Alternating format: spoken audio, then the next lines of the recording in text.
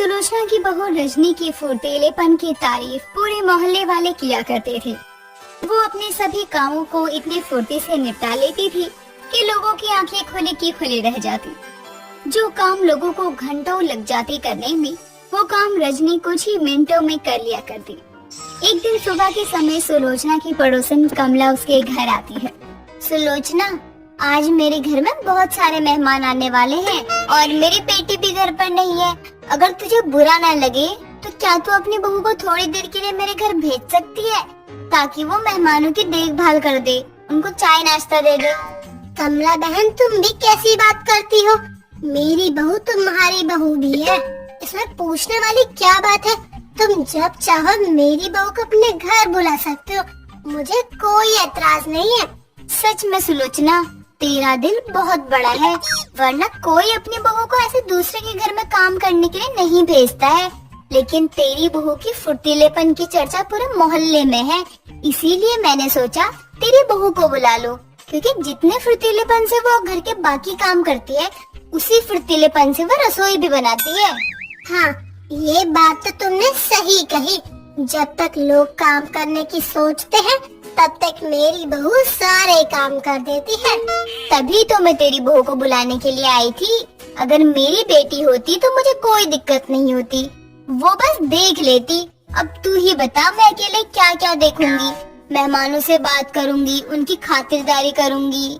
कोई बात नहीं, एक पड़ोसी ही दूसरे पड़ोसी के काम आते हैं। ठीक है सुलोचना, मैं चलती हूँ अपने घर, तुम भी थोड़ी देर में अपनी बहू को भेज देना। कमला इतना कहकर अपने घर चली जाती है, जिसके बाद सुलोचना रजनी के कमरे में जाती है और देखती है कि पूरा कमरा बिखरा पड़ा है, साथ ही अलमारी के कपड़े बेड पर फैले हुए हैं।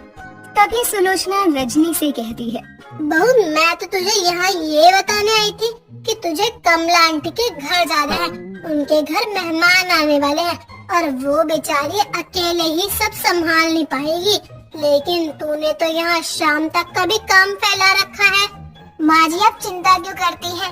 ये काम तो मेरे लिए चुटकियों का है। आप चलिए, मैं थोड़ी देर में आती हूँ, यूँ काम खत्म करके। यूँ कहने से यूँ काम नहीं हो जाता है, बल्कि काम करने से काम खत्म होता है।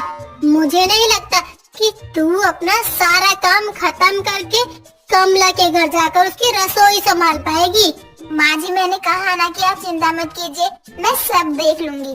मैं अपना काम भी खत्म कर लूंगी और कमला आंटी की मदद के लिए भी चली जाऊंगी।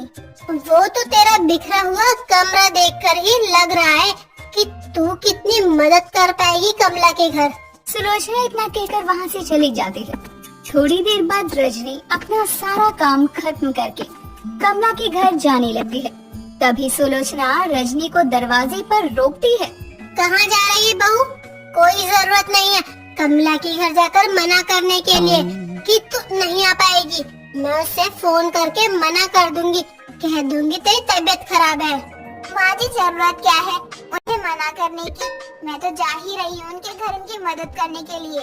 अच्छा, और जो तूने अपना पूरा कमरा फैला रखा है उसका क्या? माँ जी, मैंने वो सब सेट कर दिया है। लगता है आप भूल गई हैं कि आपकी बहू फुर्तीली बहू है, जो हर काम को झटपट कर देती है। मैं आती हूँ थोड़ी देर में। रजनी इतना कहकर कमला के घर जाती है, जहाँ सारे मेहमान बैठे हुए थे। तभी कमला रजनी के पास आती है। बहू, मैं कब से तेरा इंतजार कर रही हूँ। मुझे लगा कि तू नहीं आएगी। आज मेरी इंसल्ट पक्की है। आपकी फुर्तीली बहू के होते हुए आपको लगता है कि आपकी इंसल्ट हो सकती है। आप इन्हें बातों में लगाइए और थोड़ा सा समय दीजिए, बस फिर देखिए अपनी फुर्तीली बहू की रसोई का कमाल। बहू, जो करना है जल्दी कर ले, तू अकेले कर लेगी ना सारा काम, कोई दिक्कत तो नहीं है ना? या मैं चलूं तेरे साथ मदद के लिए? नहीं आंटी जी, आप बैठिए सबके साथ, मैं अभी सब बना कर लाती हूँ। रजनी इतना कहकर रसोई में जाती है और कुछ टाइम में ही खाने की अनेकों चीजें बनाकर मेहमानों के सामने ले आती है। सभी उसकी रसोई में बने सभी खानों की बहुत तारीफ करते हैं। साथ ही कमला का रजनी का फुर्तीलापन देखकर सर चकराने लगता है कि उसने इतना कुछ इतनी जल्दी कैसे बना लिया। कुछ देर बाद सभी वहाँ से चले जाते हैं और रजनी भी अपने घर आ जाती है तो देखती है कि उसका पति अक्षय बैठा हुआ है जिसे देखकर वो उनके पास जाती है। आज आप बहुत जल्दी आ गए। आप ठीक तो है ना? क्या हुआ? कुछ परेशान लग रहे हैं। अरे नहीं बाबा, परेशान नहीं हो, बस वो काम ज्यादा था ना, तो उसके चक्कर में सुबह से कुछ खा नहीं पाया। बहुत भूख लगी है, जल्दी से कुछ मिल जाएगा खाने के लिए। जी बिल्कुल, आप बैठिए, मैं अभी कुछ अच्छा सा बना कर लाती हूँ खाने के लिए। बेटा तूने कुछ खाया नहीं है सुबह से? मेरी बात मान तो कुछ बाहर जाकर खा ले, बहुत जल्दी क्या ही बना पाएगी। माँ आप तो जानती है ना कि मुझे बाहर का खाना बहुत कम पसंद है, इसलिए मैंने पूरे दिन कुछ नहीं खाया है। बाहर का खाना खाना ही होता तो दोपहर में ही खा लेता। और शायद आप भूल चुकी हो कि आपकी फुर्तीली बहू है, उसकी रसोई में कुछ भी बनाने में टाइम नहीं लगता है। ये सही कहा आपने अक्षय जी, आपने तो मेरी तारीफ करके मेरा दिल खुश कर दिया। मैं अभी आपके लिए कुछ अच्छा सा बना कर लाती हूँ। रजनी इतना कहकर रसोई में जाती है और अक्षय की पसंद का मूंग दाल का हलवा बना लाती है, जिसे देखते ही सुलोचना हैरान हो जाती है। बहू, तूने इतनी जल्दी मूंग दाल का हलवा कैसे बना लिया? तूने कब दाल भिगोई? तू तो अभी अभी मेरे सामने रसोई में गई थी और पूरे दिन कमला के घर थी। माँ जी, मैंने मूंग दाल सुबह ही भिगो दी थी, शाम के नाश्ते में मूंग दाल के पकोड़े बनाने के लिए। लेकिन जब अक्षय जी ने कुछ अच्छा खाने को बोला तो मैंने हलवा बना दिया, क्योंकि उन्हें हलवा ज्यादा पसंद है ना, इसलिए। बहू तो सिर्फ घर के काम में या रसोई के काम में फुर्तीली नहीं है, बल्कि दिमाग में भी फुर्तीली है। कितनी भी जल्दी कुछ भी सोच लेती है और कर भी देती है, मेरा तो सर ही घूम जाए। माँ सर तो घूमेगा ही ना, आपकी उम्र हो चुकी है, इसलिए कहता हूँ कि आप बस आराम करो, घर की सारी चिंता छोड़ दो। रजनी है ना, वो सब देख लेगी।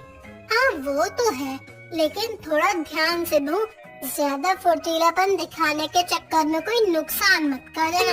अब मैं जा रही हूँ अपने कमरे में, हलवा बच गया हो तो मेरे कमरे में भिजवा देना। सुलोचना इतना बोलकर अपने कमरे में चली जाती है। कुछ देर बाद रजनी हलवा लेकर सुलोचना के कमरे में आती है और उसे हलवा देती है। बहू अब भूख नहीं है मुझे, मेरे लिए रात का खाना मत बनाना, मैं नहीं खाऊंगी। जी माँ जी। रजनी इतना कहकर अपने कमरे में चली जाती है और अगले दिन सुलोचना उठकर बाथरूम में जाती है तो टूटी में पानी नहीं आ रहा था। सुलोचना हॉल में जाती है तो देखती है कि अक्षय भी टॉवल में पूरे घर में घूम रहा है। तभी उन्हें बाहर से शोर सुनाई देता है। दोनों बाहर निकलकर देखते हैं तो सभी मोहल्ले वाले पानी न आने पर एक दूसरे से बहस कर रहे थे और सुलोचना कमला के पास जाती है।